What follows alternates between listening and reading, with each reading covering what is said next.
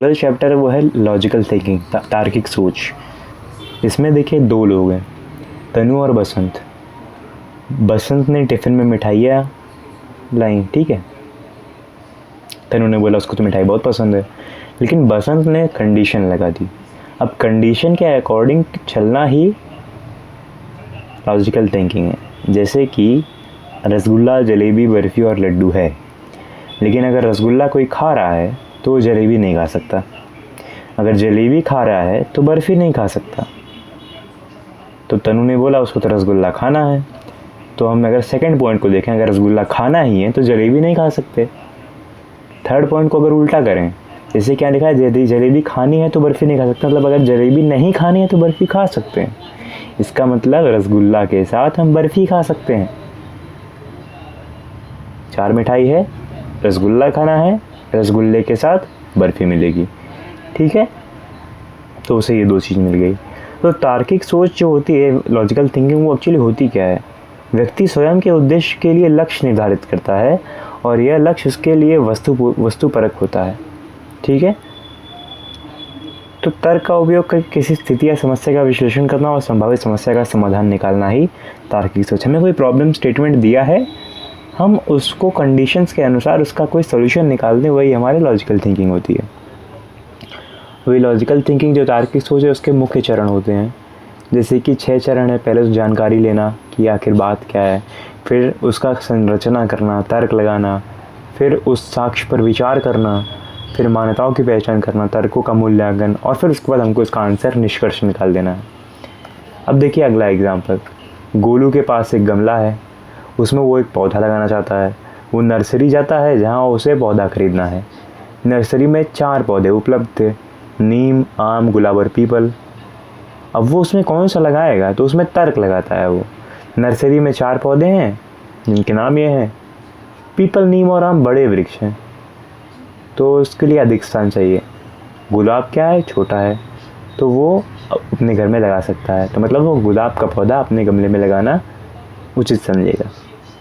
तो ये basic thinking जो हम करते हैं ना, तार्किक सोच, वही है।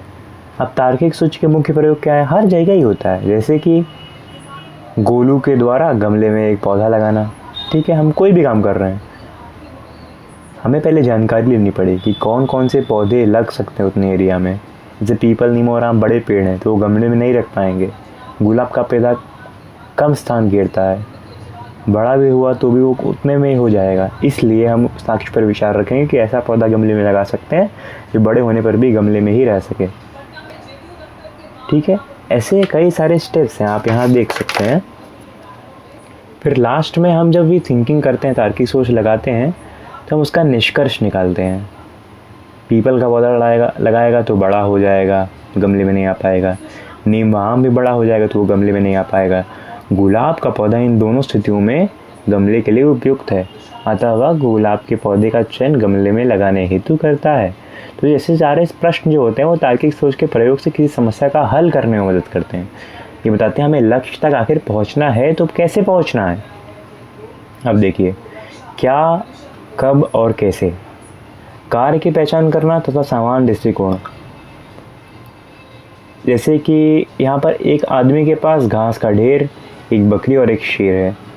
उसे इन सभी को साथ नदी को पार करना है, लेकिन वह एक बार में एक ही वस्तु जीव को साथ ले आ सकता है।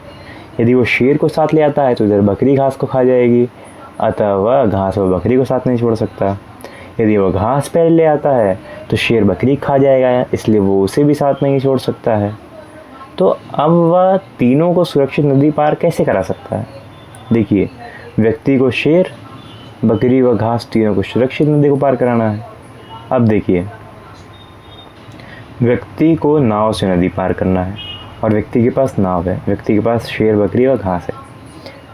तो नाव में एक बार में केवल एक ही वस्तु को ले जा सकेगा, किसी भी स्थिति में वह शेर व बकरी एवं बकरी व घास को एक साथ नहीं छोड़ सकता है।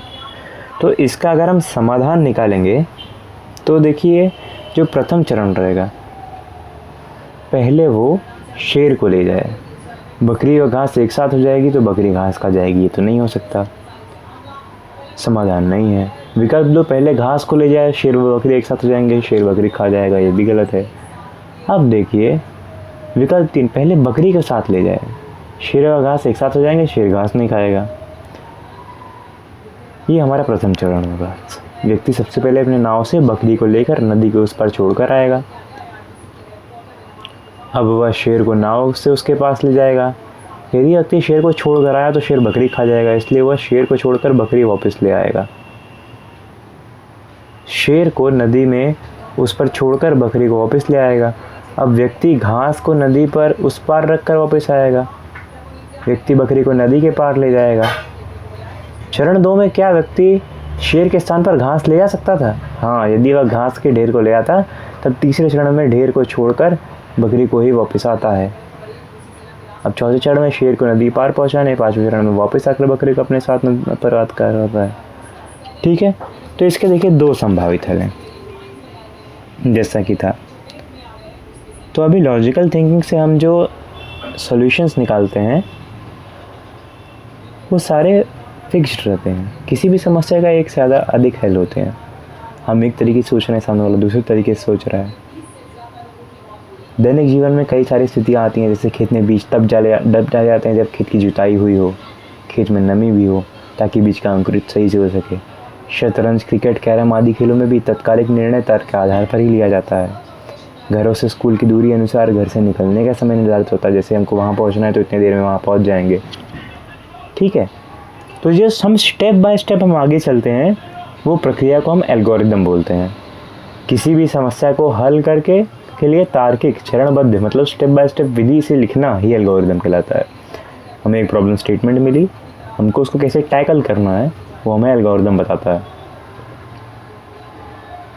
फिर जैसे ये कि यहाँ पर एल्गोरिदम हमको बताना है कि 2 संख्याएं हैं उसको जोड़ना है, तो सबसे पहले शुरू करेंगे स्टार्ट। फिर हमको 3 वेरिएबल लेना पड़ेगा। बोलिए 3 क्यों? एक में पहला नंबर रहेगा, दूसरे में दूसरा नंबर रहेगा और तीसरे में दोनों का सम जिसके अंदर जाएगा वो वाला वेरिएबल रहेगा।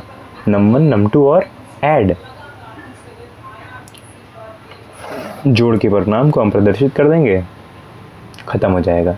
अब जो एल्गोरिदम है उसको हमको अगर पेपर पे दिखाना है तो हम फ्लो चार्ट को ऐसे दिखा सकते हैं। फ्लो चार्ट कैसे होता है?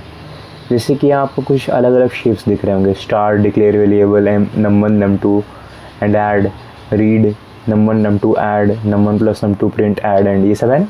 तो ये देखिए, ये जो ओवल सा है ये फ्लो चार्ट को स्टार्ट करने के लिए और एंड करने के लिए प्रयोग होता है। ये देखिए स्टार्ट में और एंड में प्रयोग हुआ है। अभी ये जो लाइन है, फ्लो लाइन, किसी 2 चरणों को जोड़ती है। अगर 2 यहाँ पे है, दोनों के बीच में एक एक लाइन आई हुई है। ठीक है, अब यहाँ आगे क्या है? इनपुट और आउटपुट क्रिया के लिए इसका उपयोग होता है। अगर हमको कुछ इनपुट या आउटपुट देना है, जैसे कि रीड मतलब हमको लेना है, ठीक है, हम पढ़ रहे हैं, हम इनपुट ले रहे हैं तो उसे रीड बोलते हैं। और हमको अगर दिखाना है प्रिंट, तो इनपुट या आउटपुट के लिए हम ये वाली आकृति बनाते हैं, रोम्बस टाइप में, ट्रेपेजियम।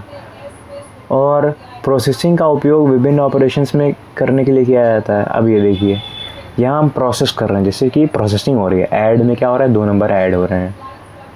और यहाँ पे क्या है? फ्लो चार्ट में 2 विकल्प को सही और गलत की स्थिति में कंडीशन दिखाने के लिए। जैसे यहाँ पे तो नहीं है, लेकिन अगर यहाँ पे बोल देता है if true then add, if false then subtract, तो बीच में ऐसा वाला आता और एक लाइन इधर जाती, एक लाइन इधर जाती, इधर ट्रू का कंडीशन, इधर फॉल्स का कंडीशन होता, मतलब ऐड, यहाँ सब्ट्रैक्ट। ठीक है, हमने अब इसमें क्या क्या सीखा कि किसी भी समस्या को लक्ष्य में पहचान करना, शर्तों की पहचान करना और तर्क का उपयोग करके चरणबद्ध तरीके से हल करना ही होता है तार्किक सोच। मुख्य चरण में उपयोग से समस्याओं का समाधान करते हैं और फ्लो चार्ट घटक से हमने एल्गोरिदम को भी समझा।